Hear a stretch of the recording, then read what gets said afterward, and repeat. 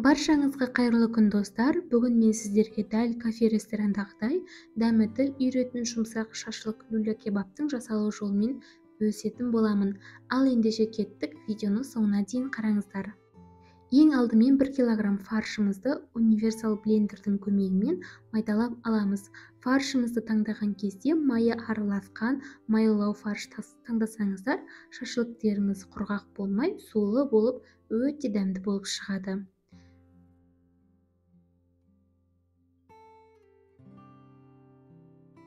Мінекей, осылай фаршымыздың барлығын блендердің көмегімен майдалап алатын боламыз.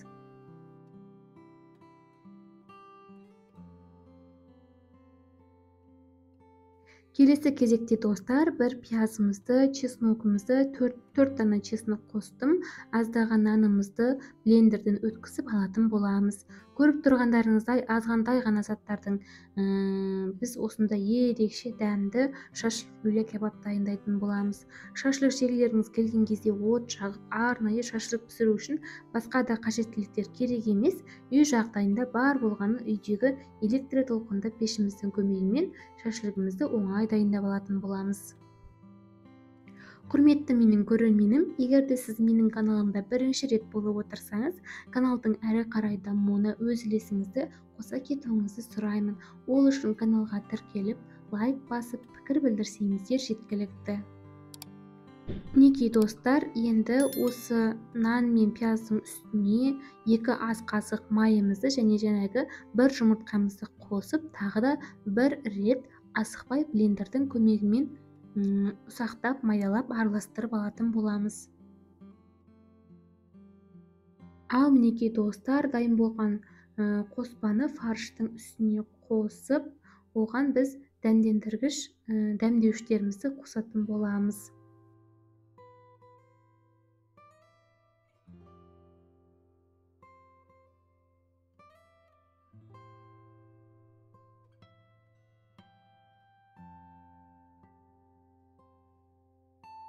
Мінекей достар, менде 1,5 қасық тұз дайындап алдым, 1 қасықтай зира және де жарты ас қасық кориандр дайындап, осыны осы қоспаның үстіне салып, жақсылап араластыратын боламыз.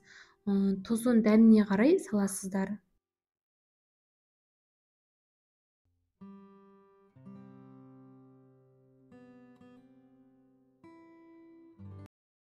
Мен дәмін көрдім. Егер де сіздерге тұзы кішкене шығыңқырақ болғанын қаласаңыздар, тағы да кішкене жарты ас қасыққа жетер-жетпес тұз қоссаңыздар болады.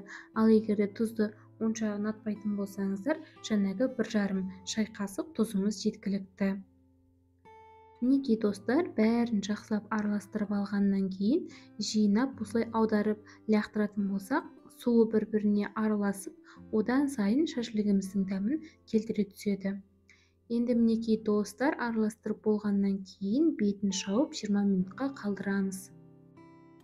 20 минуттан кейін алып, тағы да осылай кусоктан алып, аударып лақтырып жібереміз. Сол кезде жаңағы барлық приправалары одан сайын бір-біріне араласады. Енді келесі кезекте осылай ыдысымызға суды дайындап алып, қолымызға жағып, осылай домалақтап бір формаға келтіріп, барлық фарштарымызды дайындап аламыз. Достар, міндетті түрде осы рецепт бойынша жасап көріңіздер, еш өкінбейсіздер, өте дәмді шашлыктеріңіз тез-ақ жарты сағаттың ішінде дайын болып шығады. Және де жасағаннан кейін кері байланыстарыңызды білдіріп, маған қалай шыққанын комментария бөліміне жаза кетулеріңізді сұраймын. Мінекей барлық фарштарымызды дайындап алдық.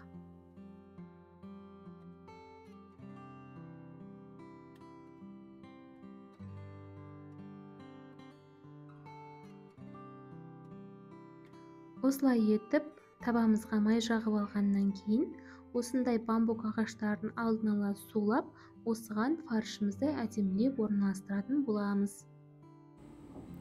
Алдын ала сулап алыңыздар дегенім, егерде суламай салып жіберсеңіздер, онда ағаштарыңыз кішкене күйіңкіреп кетеді. Видеода көріп отырғандарыңыздай фаршымызды осы бамбук ағаштарымызға әдемілеп орналастырып алатын боламыз.